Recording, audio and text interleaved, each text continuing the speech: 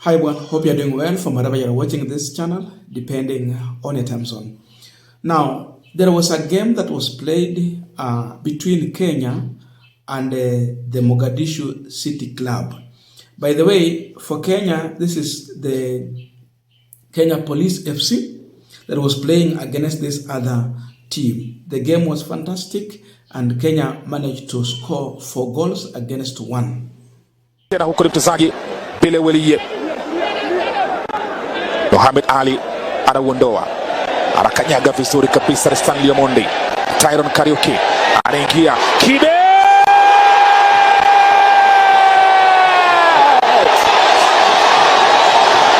Ampion Kibe anasema siwezi kuchangia tu, siwezi kuwa shabiki tu, siwezi kupika tu. Afande anasema saluti ni yako kijana, heshima kwako Adil Kibe. Mashabiki wanakubali, hii ni Junior Stars, hii ni Kenya. Wamejitafuta Kenya, Somalia wamejitafutia balaa. Kenya magoli 4, Somalia bao 1. Wanapata raha kweli kweli hapa, na wapa raha kwa mara ya 4 hapa. Adil Kibeti huyo nyota mwenye umri wa miaka 16 akifanya kweli. Angalia, alitulizwa kwa uzuri sana hapa kijana Stanley Omondi, mfungaji wa goli la pili la Kenya katika harakati. Adil Kibeti kafunga goli sawia na alilofunga wakati wa mechi yao dhidi ya Rwanda na kuituma Kenya katika hatua ya nusu finali ya dimba la Sekafa moja kwa moja, chini kwa chini tena. Umakini na umakinifu wa hali ya juu kwa mara ya kwanza baada ya kipindi cha takriban kama miezi mingapi hivi, 3-4, anawanyanyua mashabiki ndani ya Stadio de Buhungu.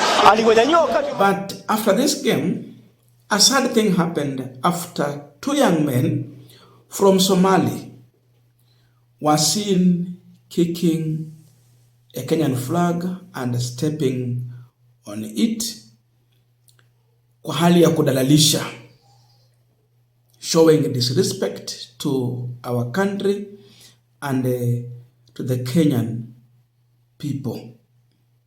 Somali marahi san kun nevlan usarreya samada sare dayaha calanka iyo sura san kulludiyo waqtiga iyo ku seerin Sayid Abdullah Hassan Siyaad baraayiga dash. Somali marahi san kun nevlan usarreya samada sare dayaha calanka iyo sura san kulludiyo waqtiga iyo ku seerin Sayid Abdullah Hassan Siyaad baraayiga dash. Now, this act angered so many Kenyans.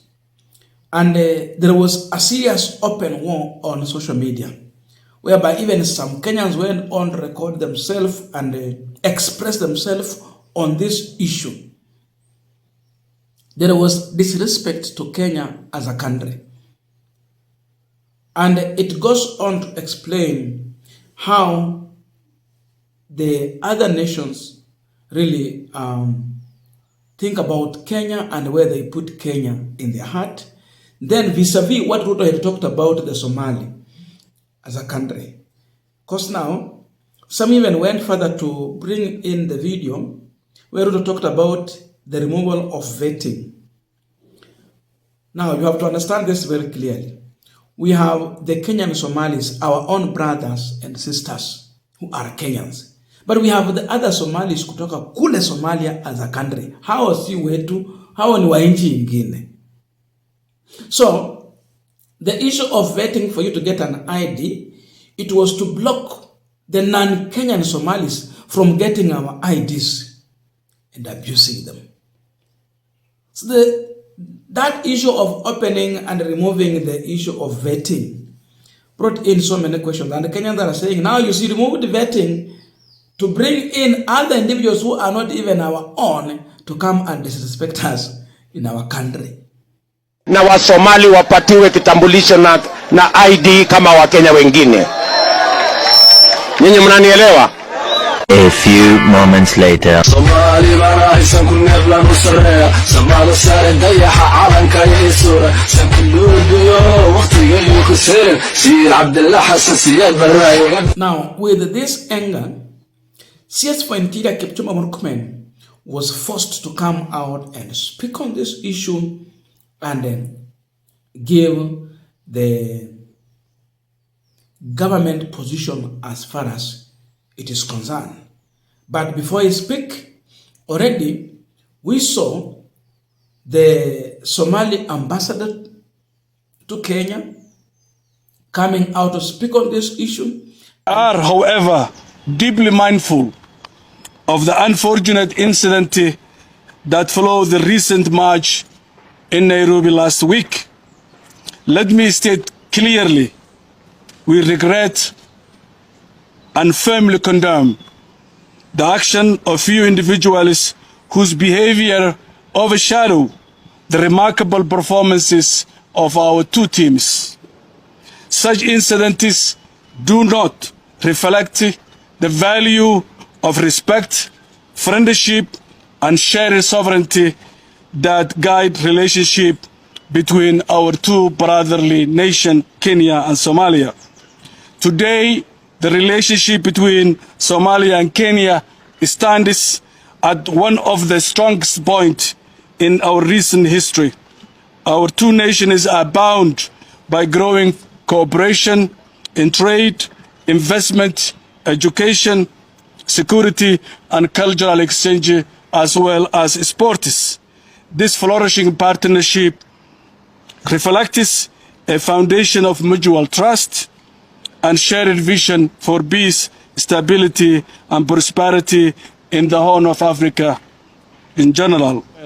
As the head coach of Mogadishu City Club, and also as a proud of Somali Kenyan, I want to strongly condemn the unfortunate incident during our CAF Champions League match against Police FC, where a few individuals disrespected the Kenyan flag. Their action do not in any way represent our club, our players, and our fans. I'm not proud of what those individuals have done, and they acted on their own, and they do not represent me, the club, and the value we stand for. On behalf of Mogadishu City Club, we sincerely apologize to the government and people of Kenya. Football is about unity, respect, and friendship. And we fully support any action taken against those individuals.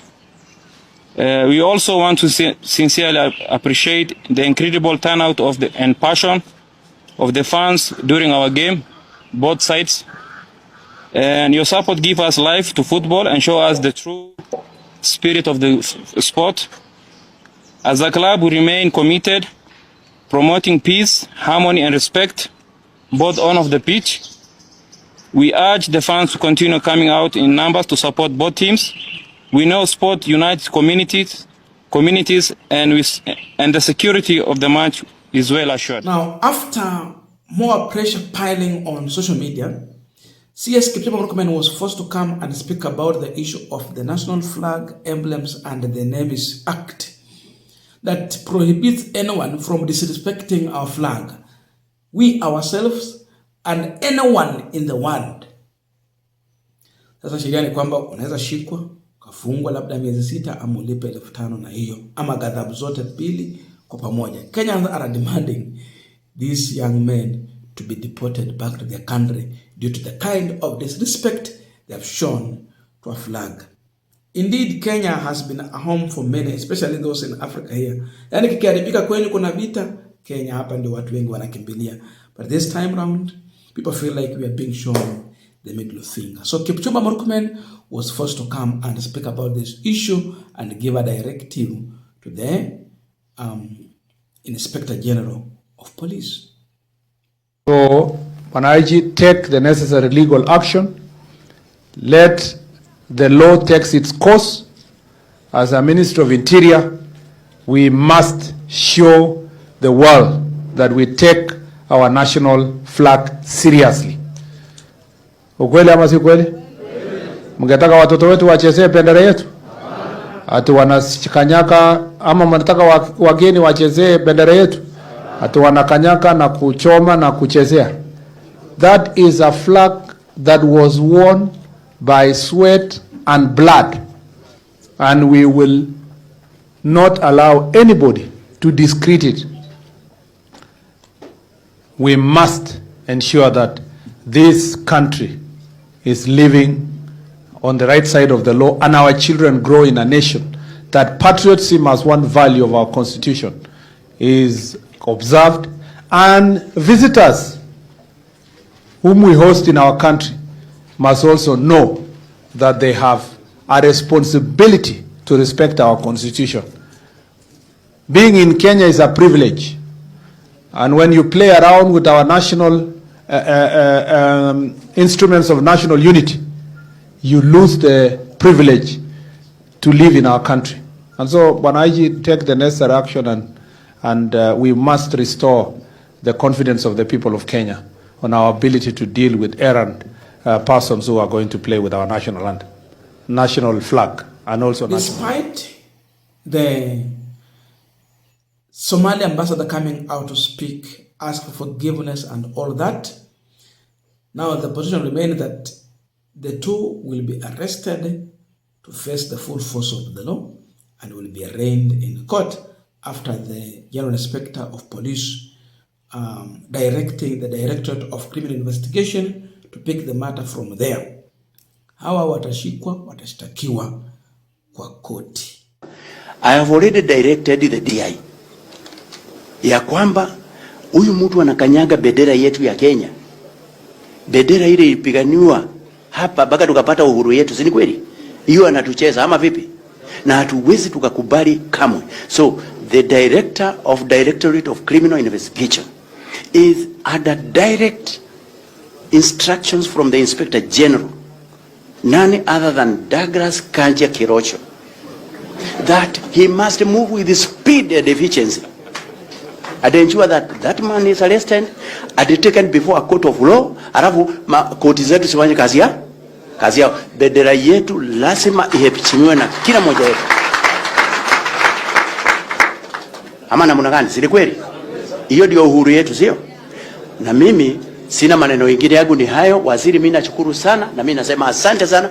Wananchi, mimi nasema asante sana. Machibu, nasema asante sana, na muwe na jioni njema. Asante. Now, up to there, I don't know your views, but then that is what has been decided. But it leaves William Ruto with so many questions about his relationship with the other side from Somalia.